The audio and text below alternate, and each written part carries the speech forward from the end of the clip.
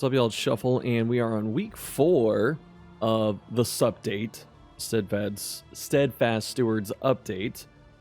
And it's a bit of a shorter one this week. It touches back on Runaway for Wanderer to adjust some of that, and then Survivor has been remade. The rest of it is focused on battle modifiers and weak token calculations. So if you know someone on the YouTubes, not naming names, that has been complaining about weak tokens for a long time now, this is exciting. Starting off with Wanderer.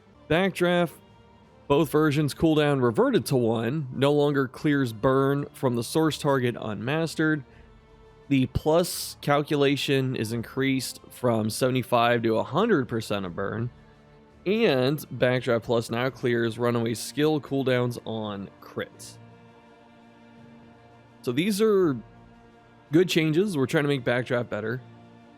I'm really thinking that if you don't want it to interact with tokens, it sounds like they do. It's going to be the only dot bomb that interacts with tokens. But another thing would be just give it, like what caused the death god, just give it 200% of the burn damage, Just let people throw that and blow stuff up, so instead of the tokens. But we're gonna do it this way, which is fine. They'll keep tweaking it hopefully until it feels good, because I really don't want Backdraft to disappear.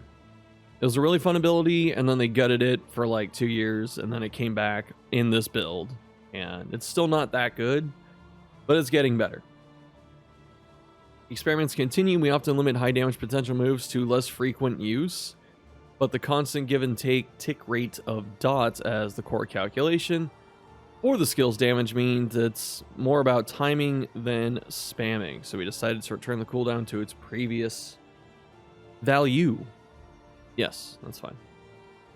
Cauterize can now be used in rank 4. No other changes. Dragonfly now has 10 burn res piercing when stealth, and the plus version has 10 as well, reduced from 20. Very surprised Dragonfly is still getting buffs. It's a really good skill. Not that I'm complaining. I don't mind Runaway being good. We wanted to retain some stealth synergy, of course. Firefly, both versions changed. The direction of combo burn has been reverted, so it's no longer the forward target, it's random. Which, again, I think the forward targeting was just to deal with corpses, because like usually you hit rank 4 with Firefly, and you work from the back of the enemy party up to the front. And, having it as random means at least if you hit rank 3 or 2, it can splash either way. But the reason, again, this has been kind of a common theme with the Runaway changes, is that Runaway has a couple of like feels bad, quirky moments with her abilities, and instead of fixing those feels bad moments in terms of like coding, they're just doing these little bandage fixes that go kind of around the problem but don't solve it. So the issue with the random burn is that it hits corpses. Is there a way to make it not target corpses? There probably is. I'm not a programmer, but I would assume there is. And that's all they have to implement. Just make sure it doesn't target a corpse. But now it's just back to what it was, instead of targeting forward. Firefly now gains 10 res piercing when Runaway has stealth. That's good. Devno, nice one to work, but introduced some issues with size 2 enemies that we're not inclined to solve with unique special case rules for combo consumption. Okay. Reverting the change guarantees that the burn at least always has a target to which it can apply. Still synergy is now available at base level. Yeah. So Runaway is just like the queen of interactions that don't work out that well in terms of how they are in practice. And instead of going to try and fix those issues internally, it just changing the rules a little bit so it doesn't happen as often and doesn't feel as bad. This one I was liking when I read it. So Firestarter, both versions, the burn buff reduced from 3 to 2, but now it has no use limit, so you can always just throw it out every couple turns, which is really nice, honestly, for those long fights. Burn buff is now compatible with other effects that influence burn duration and amounts such as trinkets and or other buffs. So Runaway, again, is just kind of outside the rule set where her stuff interacts differently than most other things with, you know, application, duration, damage, stuff like that. So Firestarter can now be increased in terms of damage and duration and all that with, like it says, trinkets. So it's like you can get Tinderbox and, you know, that boosts the effectiveness on whoever's getting it. Thought we try a balancing experiment with Firestarter by making it more readily available, aka no use limit at a slightly lower burn rate that could benefit from other influences. I mean, I'm down to try that. That's cool. Hearthlight, now considered a ranged skill. Ransack no longer spreads burn versus combo. Ransack no longer ignores 20 burn res when Runaway has stealth. So the whole burn spreading and all that is just gone. Ransack now grants 1 stealth versus combo. Ransack Plus grants 2. I think this is ultimately a good change because she's going to keep getting stealth. And, you know, that's going to synergize with her other abilities as we see and already have seen. And what I do like about her getting stealth all the time is really only Grave Robber could do that before. And Runaway, in terms of a character, just thematically, very dangerous to use the word thematic in most cases, but Runaway is, you know, just a small, younger hero. You know, she's really just had a traumatic childhood and she's had to, you know, be an orphan and learn to survive. It makes sense that she doesn't want to just sit there and slam things with the hot poker. Instead, it's like hide in the shadows, throw a firebomb, you know, go back into the shadows, do something else. So it's like, it's a really interesting playstyle to conceive where she's just constantly dipping in and out of the shadows to do stuff. And I think the concept is really fun. So in an effort to be even-handed with my analysis here, I am giving praise where it's due. After some deliberation, we decided to try positioning Ransack as a sister skill to run and hide as stealth setup with forward movement instead of back, enables front rank skills such as Dragonfly and Searing Strike to be readily benefit from stealth synergies. That's a good change, honestly. The thing that is scaring me though with some of the direction of these changes is that we're getting more and more mastery hungry.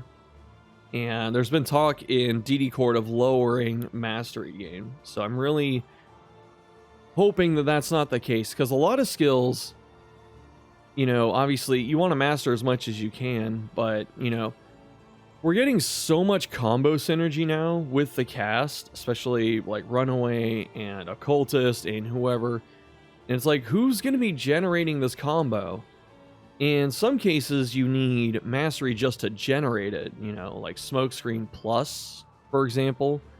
And not having consistent uses or applications of combo or locking them behind mastery, or making it so moves are only good when they get upgraded because of combo interaction. Like, all of that is just a kind of a scary, it is a concerning place to be at, you know. It's something they're gonna have to be very careful with, and I'm really hoping that when because Leper, we gotta remember, Leper's coming up. Leper is also combo hungry to operate, at least the base version, because he needs it to ignore blind. Hellion historically not that combo hungry, so we're really looking at characters trying not to just, you know, be combo addicts. And the way they're taking these 5 right now, it's kind of going that way, at least with the first 3. Really hoping it doesn't continue to be the trend, or at least they go back and work it out. Searing Strike Combo effect has been changed to random burn spread, so no more plus burn dealt. Searing Strike gains +1 burn when Runaway has stealth. This applies to the burn spread as well. +2 in stealth for the plus version. And the base burn increased from 2 to 3. So they just increased the burn output of this. Smokescreen, all changes reverted. It was just one change, but you know, we'll take it. We consider making adjustments to base Smokescreen to give it the same cooldown or restricting its ranks, but it's become such an integral part of so many kits that we decided to leave it as is on Wanderer. That's fair. Honestly, if you leave something as strong as Smokescreen Plus on Wanderer, but then you do like Malediction where it's going to change on every other path, presumably, it'll give you a reason to play Wanderer at least.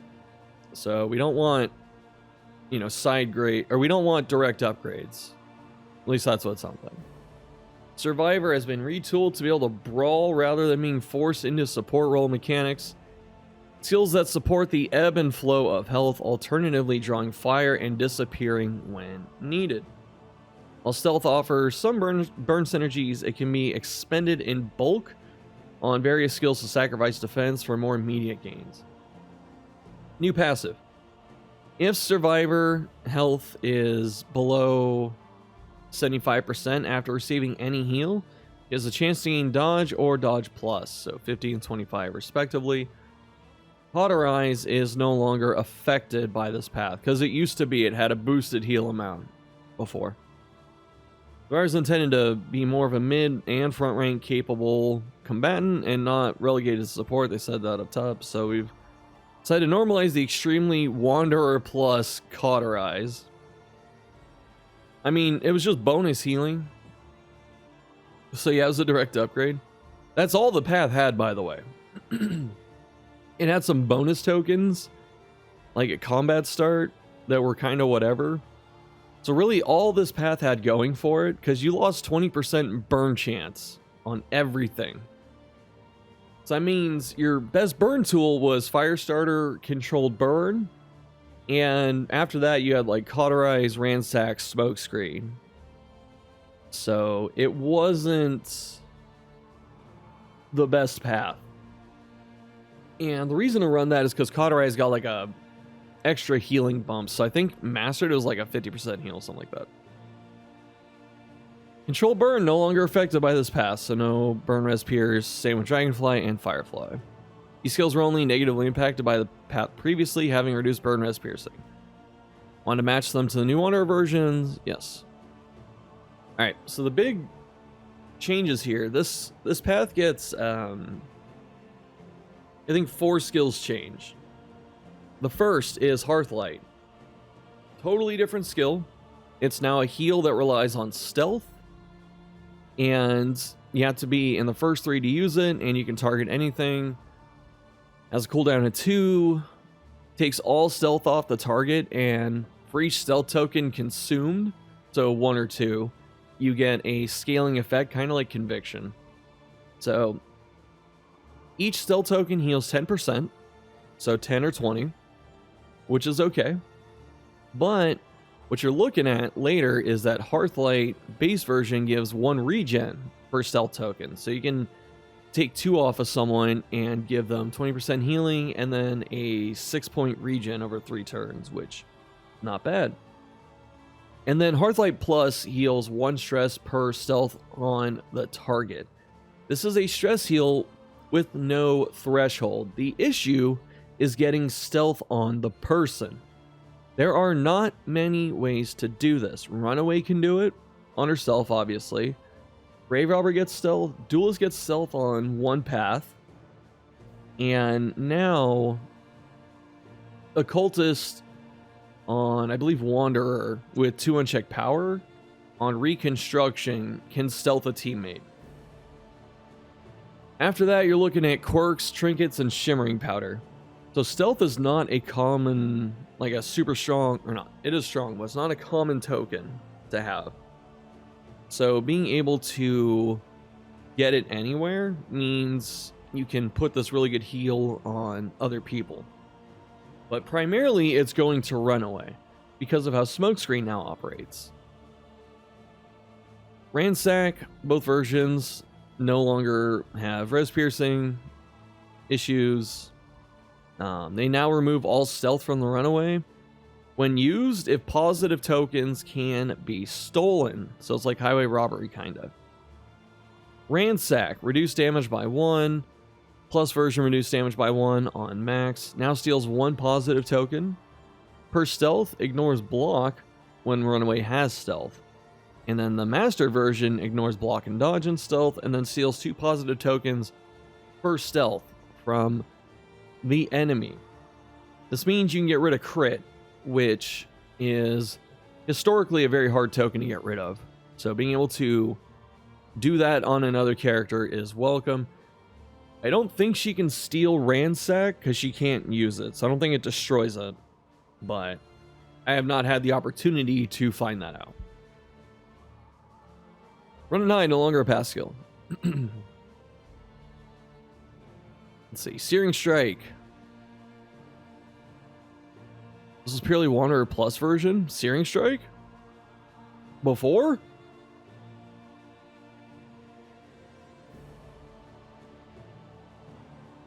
Searing Strike, both versions no longer have innate res piercing. That was the penalty it had.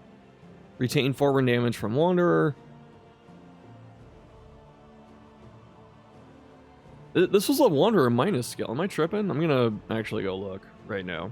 It's on live, where it's still the base version. But I don't remember Searing Strike being a plus version, like a Wanderer plus. Yeah, no, it's strictly worse. I think even though they typed Wanderer Plus, I think they're trying to go with the other half of that joke, which is Wanderer Minus. And this is a Wanderer Minus version. Let's see. Searing Strike. Retain the former Wanderer burn value of 2 or 4 burn on combo. Okay, so saying former Wanderer means it's not the current Wanderer that just got changed. We're talking about like live/retail. So now it does 3 or 6 burn mastered against combo. Searing Strike removes all stealth from Runaway. Searing Strike gains 50 crit per stealth token. So you can guarantee a crit on this, and that's going to be kind of nasty. Although it's only for the on-hit damage, because we don't get any like burn duration inherently. Searing Strike, both versions increase duration of the combo non-combo burn by +1. Only applies to Searing Strike's burn. Okay, so it just does extra burn duration on combo, I think. We'll have to double check. I played this yesterday. I wasn't necessarily that impressed with Survivor. It's mostly because of Smokescreen here. Alright. We want to remix the former version of Searing Strike that Survivor had in a way that paired with her melee stealth consumption for added effect. Is 50% crit a lot? Sure.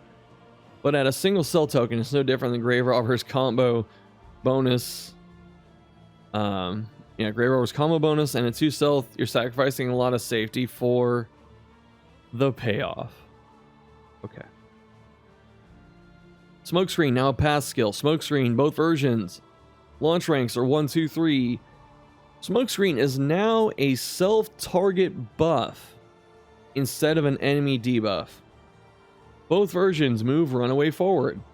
Both versions give Runaway 2 taunt, which is a scary idea because Runaway is not the most durable hero. Her HP is okay. I think it's like 36 or something, but let me double check. Not that it really matters. 33. Okay. That was close. But yeah. Her base HP isn't like super high. And so having her up front and taunting is kind of a scary idea.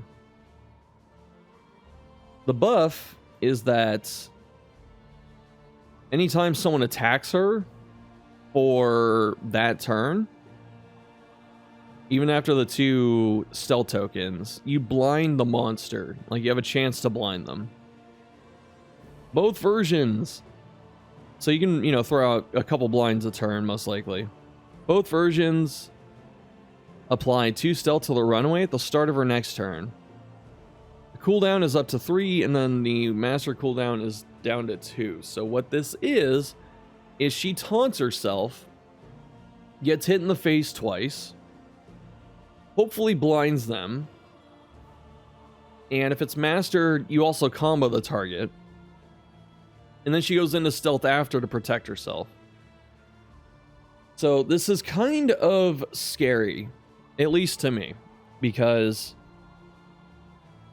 this is one of the few taunts where you don't get any protection. This might be the only taunt that I can think of, at least, that you can use where you get no protection for using it. So you have to put like dodge or block on her preemptively somewhere. Because otherwise, 33 is not a lot of HP. Obviously there are food buffs and stuff to bump it up, which is nice, but like if she eats like one random crit, like if you're not really paying attention to the enemies you're fighting, she's actually in a significant amount of danger. And then that's not even to mention if she goes into stealth after, various enemies can still, cleave the front line or the party and stuff like that and hit her again. And in most cases, your follow-up to this, unless you're running a different healer, is going to be Hearthlight. So you taunt, throw out a couple blinds, combo a couple enemies, and then your next turn comes around, and then you Hearthlight yourself to start healing back up. Not a bad combo conceptually, but just the way it works out is like some extra hoops, And I wasn't liking it too much when I was using it. It felt that, I don't know, it just felt too slow. Whereas, you take one turn to throw out a couple taunts, get hit in the face. Next turn, you heal. Consider, like, you do throw out some blind tokens, but it's like, you can just do Wanderer Smokescreen. And not have to worry about getting hit in the face. You can just throw Smokescreen out, and you get a vuln and stuff like that. So, I guess what I'm trying to say is this isn't better than Wanderer Smokescreen in my eyes. And Hearthlight is such a specific skill now where you need them to be stealth. Ideally 2 stealth also. That this will not hit many heroes often. So you're running a arguably worse Smokescreen. I mean, taunt can always be helpful. And in exchange, you're almost dedicating your next turn to healing it, unless you are running some other situation where you have multiple healers or defensive tokens, like Vestal's screaming at me in the back of my head, because you can drop like Consecration of Fortitude. That could be pretty good. And then if, Bonnie gets popped in the face hard enough, you can at least use Divine Grace. So you can make this work. And then at that point, the question becomes, you're doing something like Vestal, you put down Fortitude, and then Runaway goes into stealth. She gets one token, or she taunts, she smokescreens. She gets one defensive token, which mitigates one of the hits, and the second hit comes in. And then she blinds them ideally because it sticks, and then combos them, and then she goes into stealth. And then next turn, Vestal has to use Divine Grace, and then Bonnie can get one guaranteed crit out with Searing Strike. To me, it just feels like too many hoops. Too many hoops for like limited effectiveness. Which is why when I say things like too slow, I mean the game, the pace of battle and stuff just moves too fast for you to be doing this, Like Bonnie is fighting against Evangelist that she goes, oh, I'm going to taunt, and then go into stealth. And then Evangelist's just like, well, I'm going to buff up a crit, and I'm going to swing into your front line anyway. Every other turn, just crit, swing, over and over. And Bonnie's over here trying to like juggle a bunch of stuff, For taunt moves, usually you want them to have some big immediate value. And a couple blinds is okay. But also you want to make sure that the taunt is giving you some defensive measure. Bulwark of Faith gives you block and regeneration. Really good. With, what is it? Man-at-Arms, he can generate a bunch of block with Standfast, or he can generate Riposte, which you know, can do some offensive stuff. Flagellant just heals his entire HP bar with more and more. And the list goes on with taunts, like Duelist Meditation, she gets dodge, and she can riposte herself. It's a nice loop, so she's always just dodging, taunting, and then riposting. Like, that's a satisfying, you know, set of things. Bonnie is going into stealth and then getting one crit possibly out of it, or a solid heal to offset the damage she just took. Like, you're not advancing the fight in any way. But we'll see how it works out, because that's my initial impression, so we'll have to see what happens with some of the other changes on the team building, because this isn't live yet. This is just experimental, so things are subject to change. And this is the first pass at it, so I'm hopeful. Like I said, the idea for this is pretty good, but right now I don't see a reason to run it past just trying it out, because it's just not as good as Wanderer to me. So even in the notes here, we thought we'd try something a little different with Smokescreen, providing a way for the Runaway to pull hits, giving her necessary health. Runaway for the, giving her the necessary health runway for her passive before disappearing. She had bonus HP on this path? I didn't think so. She gets the dodge when she heals. So basically, if you're like, you know, like the cooldown's just long too, man. I was gonna say, like, you know, you get hit, you lose some HP, you heal up, you come back out of stealth, and you have like dodge, and your HP's coming back. Like, sure, but then you can't use this again for like 2 more turns anyway. The other thing that I am concerned with here reading is depending on timing and maybe a little luck. So there is RNG in Darkest Dungeon and a lot of RPGs. The key for doing well in DD1 and DD2 is always to mitigate RNG. You always want to mitigate, lower the amount of variance that you can run into. Because if you can lower the variance, you're running into more favorable situations that you can predict the outcomes of a lot better. Case in point, Taunt. The reason Taunt is so good, especially compared to Guard, even though Guard's really good, is that with Taunt, when you press it, you can look at the enemy's speed order, so you know which enemies are going to have to deal with the Taunt, and you can guide what the enemy's doing into a more favorable outcome. Whereas if you use Guard, you're kind of depending on the enemies doing something you're not necessarily certain of how it's going to play out. And then you're just, you know, doing kind of a backup plan by protecting someone. Same thing in DD1, where accuracy was the biggest variance, and you want to make sure all of your attacks hit. So the best trinkets in Darkest Dungeon 1 were accuracy bonuses and effect chance bonuses, because you want everything to stick. The reason why Arsonist and Alchemist and the res piercing paths in general have always been good is because it lowers variance. You know, your dots are sticking at a much higher rate.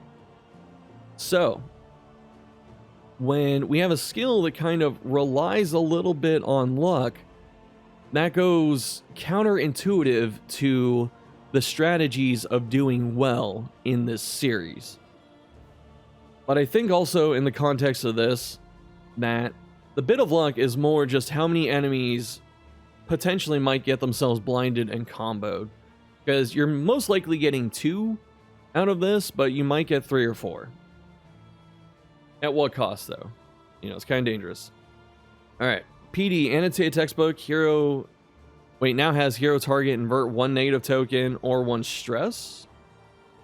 I'm assuming it lost the 10 melee crits, so...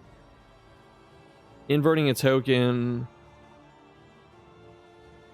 and 1 stress. So, like, when you heal them, I imagine. Does this work with ounce? We'll have to see. Because, having ounce, like, flip tokens on each hero would actually be pretty sick. And bonus healing from skills with restoration item equipped. And turn start, Vuln when first in turn order. PD's not the fastest hero. But you got to make sure that she's not consistently vulning herself. Early Experiment now has 1 blight when Noxious is equipped. So this is like the poison ring. or Noxious Ring. I can't remember what it's called, but I think it's Poison Ring. Where you just, if you have a Noxious item, you get Res Piercing, bonus Blight, and all that. So, Experiment is now 1 Blight when Noxious is equipped. Apply on crit, invert 2 positives. Does that, I wonder if that applies to a crit heal. But definitely the enemy, obviously. Gain when moved by the enemy. 1 Blight or Bleed 15% or Burn 15%. So it's kind of like a mini Bile Gland in terms of the repercussions. Storage Room Key now has target ounce prevention skills, block token. Target, Vapors, 2 regen, +1 speed per medicinal gear equipped and gain on miss, -1 speed for 3 turns. I kind of dislike this part for the wagon equipment because, like, tying a pet, which is wagon gear, to other wagon items, understandable. They kind of occupy the same space. Having a trinket dependent on wagon gear, whereas before they were dependent on other trinkets or combat items, is not my favorite, because you're kind of like taking 2 branches of stuff to make this work. Because, for instance, let's say you're running a wolf cub where you need luxury gear to get stress resist. You get that at the end because it looks great. You found a merchant guild seal or a wind chime at the first end, and you're like, okay, I can buy this, take the wolf, I get my stress resist. What if you find, a bunch of luxury gear that you want to use and get all your stress resist, and then later on you find this trinket, and it's like, well, I have no baubles, I got no med gear, so this just deactivates. The other thing too is medical gear is pretty good already, so I don't think it needs a trinket that synergizes with it to the point of getting very strong, like with speed. I actually think just the block and the regen is good enough with ounce. Like that's pretty strong as it is. So it doesn't need, it can still keep the gain on miss, but it doesn't need this part right here, in my opinion. Modifiers, when looking at battle mods, we found 8 that were was a fairly low number, which led to encountering the same ones over and over. All right, ambush. Unchanged, ambush is the party shuffle at the start of the fight. Elite, remove the 1 speed, so now Elite's just 20 damage and 20 HP, so it's like mini ordainment. Frenzied, replace 25% damage with combat start strength and gain 1 hit strength token 20%. Love this, because tokens are interacting with the game. You or the enemy interact with tokens, and that's like one of your biggest things when just fighting in this game is you see what they have and their moves. You can be proactive and put up different tokens to nullify the stuff they're doing. So this is just more interaction, which I like. I like the idea of it. I don't know if 20% is too low or too much, but we'll see. But otherwise, I do like this. I think this is a great one. Hail, remove debuff, resist, and put it on impervious. Totally fine. Hasten, reduce speed buff. Perfect. Been asking for this for a long time. Impervious enemies. Stun resist buff reduced from 50 to 25. Great. And debuff resist plus 15 instead of hail enemies. Great. Infectious enemies remains unchanged. That is the, I want to say the +1 duration, or it's plus 10% piercing. One of those two, or both. Sturdy enemies, replace 25% max HP with combat start. Block token +2. You could even give this the same treatment before, or as Frenzied, where they might roll another block. Not as good as getting strength, obviously, but just give it a little extra thing. New modifiers, entropic enemies. Much like True Entropy, the Trinket, add 1 random token at turn end. Basically, True Entropy for enemies, yes. Prowling enemies, random enemy on combat start, stealth plus or ×2, 15 crit while stealth. This can be very dangerous depending on what it hits. Like, you go to the Shroud, this hits a Docker. Suddenly your Leper is just kind of chilling If you don't have Intimidate or Withstand or something like that, you're not doing much. Round start was considered, but we opted to stick to combat start for now. Yeah. If this was round start, it would have to be like 1 stealth, because otherwise it'd be too frustrating. Even then, it might still be frustrating. Vengeful enemies. On ally death, add a positive token. Tokens are interactive. I like it. Starting with a single line of effect now for simple and clear visuals. Intimidating enemies. Apply on crit, weak, vuln, and knockback 1. Yikes. That is kind of scary. I'm sorry, Leper. You are continuing to get dumpstered by everything in this video game. Dormant enemies. Combat start, daze at 33% chance. Oh, you know, daze is the enemy. That's kind of whack. However, turn start. Crit token if they are last in the turn order. So this one's deceptively dangerous. Because if multiple enemies get dazed, only one's going to get the crit token. But the reason enemies having high speed and the reason you having too much speed can be a little dangerous is that all of the enemies go together. If you're way too fast, all the enemies go at the end of the round, which is still advantageous because you can, you know, pick off 1 or 2 and even it out. But when the enemies all go first, you just get hit in the face 4 times. And this can kind of happen here where 2 or 3 enemies might go at the end of the turn, and one of them's going to guarantee crit you. Although you can, you know, prep ahead and mitigate it, but it still has the potential to be very dangerous.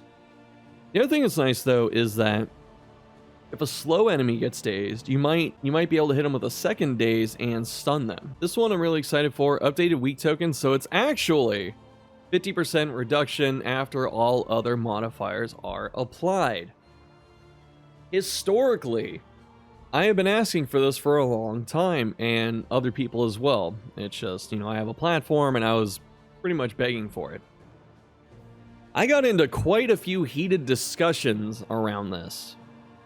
And so the fact that it's changing to be multiplicative because it was additive before. So if you had Ordainment, for example, which is plus 40% damage, weak token was minus 50%. So the net gain is minus 10% damage because it's an additive property. Now, you have all your parentheses, your PEMDAS, your calculation in the middle, and then outside of it is times 0.5, which means all of the stuff in the middle can happen in terms of percentage modifiers and all that, but you're not going to see like a 17 damage hit give you like a 12 damage pop-up. Like it gets slashed and it's like 12, because that's what it would do before. It was a display issue, but also just a math issue. Now, everything gets cut directly in half. And that is fantastic. It should have been this way for a long time. I'm happy it's here now. However, this is a very experimental change with the hopes to improve the potency and clarity for weak effects. This is the main reason I was complaining about it, because, you know, you would have that example where a 17 damage hit pops up for 12, a 14 comes up for 9, a 22 comes up for like 14. So as a player, when you look and you see cuts damage in half, and then you see it pop up to not be half damage, that sends a weird signal to the player. There are a lot of knock-ons and risks that come with something like this, and we'll be monitoring the impact closely. I'm curious what those risks are, because it's just half damage. It's just weak token being slightly stronger for the enemy. Okay, and the reason is because the enemy always had static percentage damage modifiers, and that was Ordainment and Escalation, which really neutered weak tokens. The player doesn't get as many just static plus percentage damages. You know, a lot of the damage paths that we used to have are getting retooled to not be percentage. They're becoming flat damage. So like Sharp Shot, no longer, plus 25% range damage, whatever it used to be. It's now just the moves have higher or lower flat damage. Same with Ravager. I expect the percentage damage to be gutted. Even Hellion's percentage damage passive to be changed a little bit. Leper, same with Tempest, you know. Just all of the percentage damages on the player side are going away. They're just leaving.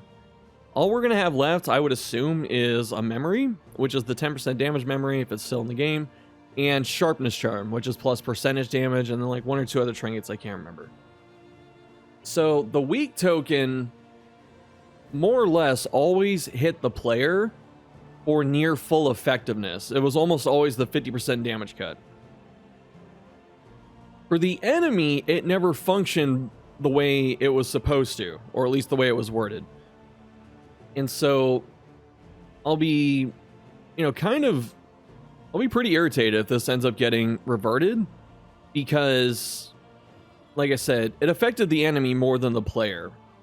And I don't want to see I don't want to see a change on a token despite it saying minus 50%, just because the enemies might do a little bit less damage. Similar to the flat damage buff, with Ordainment, we have plans to revert it if more problems arise than it solves. Please try out the change, provide all feedback around it. Hope you enjoy it, even if it's short-lived.